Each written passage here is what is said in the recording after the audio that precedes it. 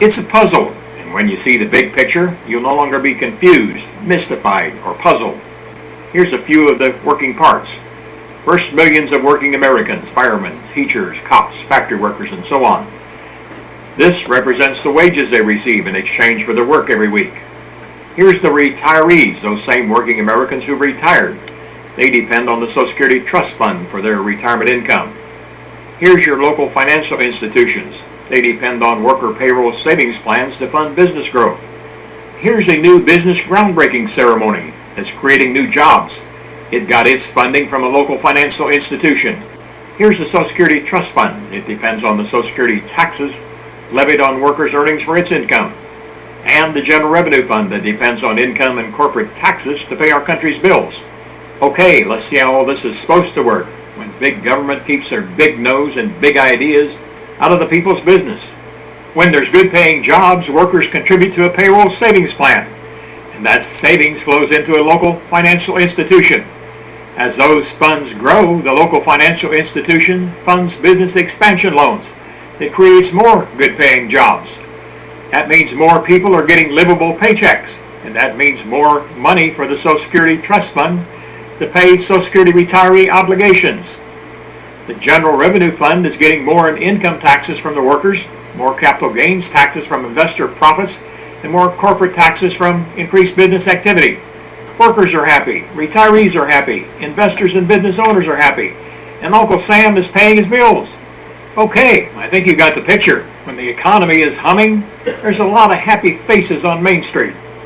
Everything was fine until the day big government stuck their big nose and their big ideas into the people's business and said, here's a couple parts of the puzzle I think you people are missing. Social Security is on the verge of bankruptcy, and 78 million baby boomers are in the retirement pipeline, and we don't have enough money to pay them all. So let us form a committee and show you how to put this puzzle together. The American people bought into their plan to fix this issue based on what two of the most respected political leaders of their time said at the Social Security signing ceremony. Republican President Ronald Reagan.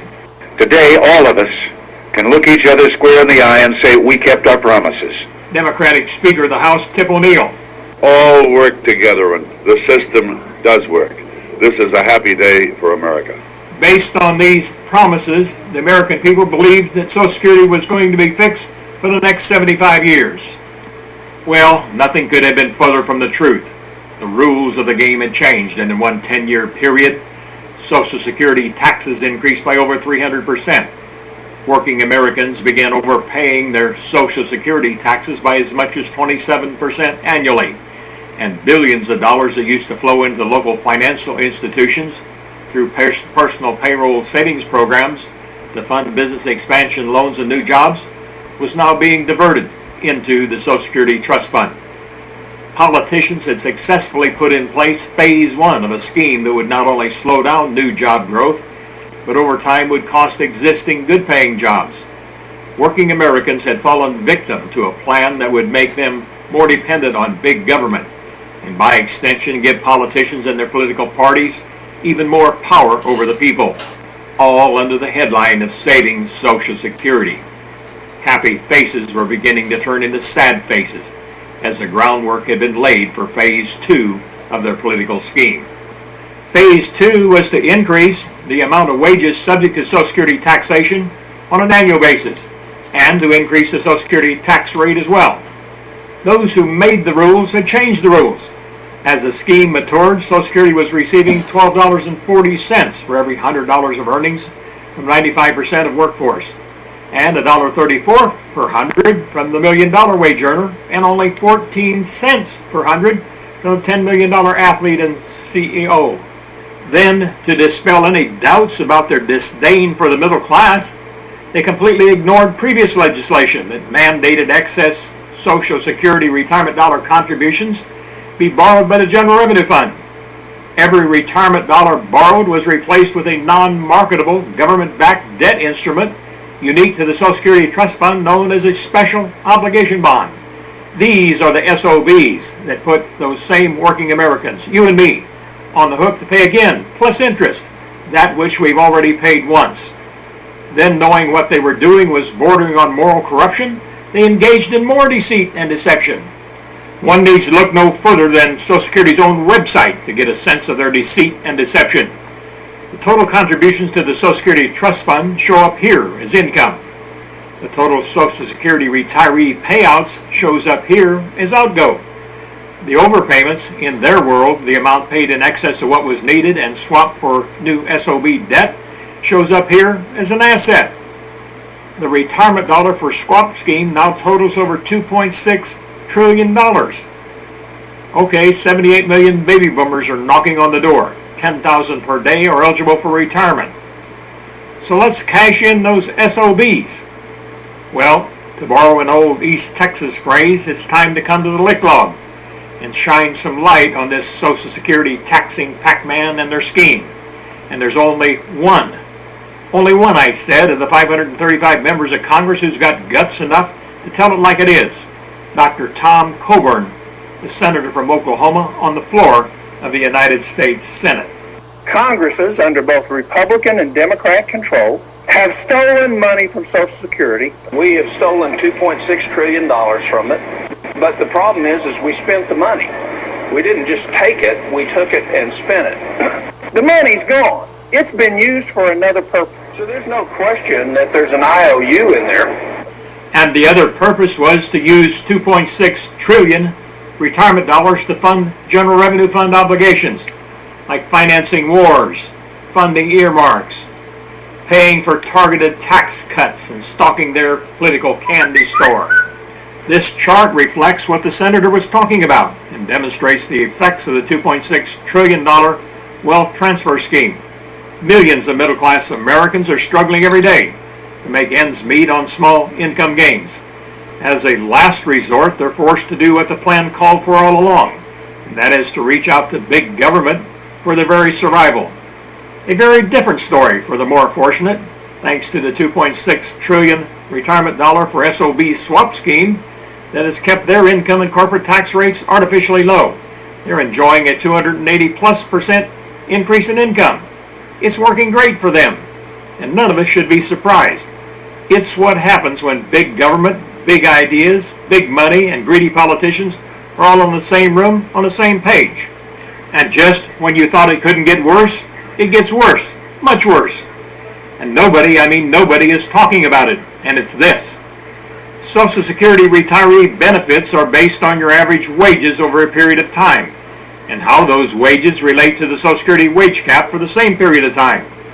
To get maximum benefits at retirement time, your wage increases must have equaled or exceeded the annual Social Security wage cap increases. Here's another demonstration of how middle-class working Americans have been thrown under the bus. As you can see by these examples, average wages have went from exceeding the Social Security wage cap by 20% in 1970, resulting in maximum retiree benefits for those who retired with that wage cap relationship, to the 2010 wage cap relationship of 37%, and retirees only get in a fraction of maximum Social Security retiree benefits.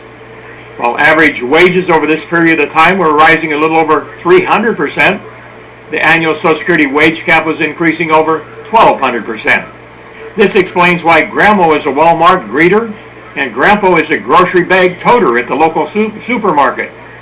And both are having to make tough choices regarding medication or food. This wasn't by their choice, it was a choice made for them by those they placed their trust in. And as a thank you, they've been thrown under the bus. By the way, the current Social Security annual wage cap is $113,700. Compare your wage to that and see how you're going to end up at retirement time. Maybe it's time to consider a different plan. Over the past few years, each political party has formed their own armies of airway bloviators. Political party pimps, if you will, whose sole purpose is to drive a wedge right down the middle of Main Street America.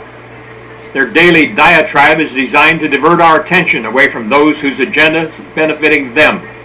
They do that by telling me, you're the bad guy, and they tell you, I'm the bad guy. As a consequence, we end up calling each other names and pointing fingers of blame. Why is it that they never mention the $2.6 trillion swap scheme and the damage it's doing to the heart and soul of our country, that is middle-class America? I'll tell you why they don't mention it. because things are working out just fine for them, and they want nothing to do with anything that would discourage anyone from buying another one of their books or subscribing to another subscription that they get a kickback on. At this very moment, they're forming another committee and hatching another plan that will result in middle-class America getting screwed again. Those who make the laws of our land are destroying the homeland, and they're so caught up in their own political web that they are willing to take us all down rather than acknowledge that which is so apparently obvious. We've tried it their way. Now it's time to tell them to hit the highway and try a new way. So if, like this Pappy, you feel like it's time to put the red, white, and blue back into the United States of America again, then join the Real Joe March to end this madness. www.realjoeu.com.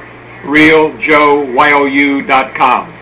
All right, there we go. There we go. One, two, three, four, five. One.